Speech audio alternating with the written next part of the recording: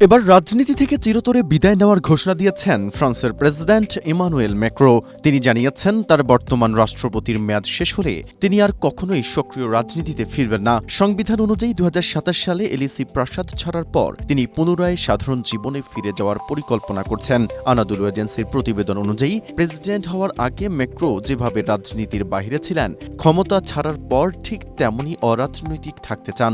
Greek সাইপ্রাসে শিক্ষার্থীদের সাথে এক আলোচনায় তিনি বলেন তার বর্তমান মেয়াদের প্রধান চ্যালেঞ্জ হল আগের অর্জনগুলো ধরে রাখা এবং অসম্পূর্ণ সংস্কারগুলোর সঠিক বাস্তবায়ন নিশ্চিত করা। ম্যাক্রোর এই ঘোষণা ফরাসি রাজনীতিতে এক বড় ধরনের চ্যালেঞ্জ তৈরি করেছে। মাত্র ৪০ বছর বয়সে ফ্রান্সের কনিষ্ঠতম প্রেসিডেন্ট হিসেবে ইতিহাস গড়া ম্যাক্রো কেন ৫০ বছর পূর্ণ হওয়ার আগেই রাজনীতি ছাড়ছেন তা নিয়ে শুরু হয়েছে চুলচেরা বিশ্লেষণ। তবে তিনি স্পষ্ট করেছেন যে ২০২৭ এর পর ক্ষমতার কোনো মোহ তাকে রাজনীতিতে আটকে রাখতে পারবে না।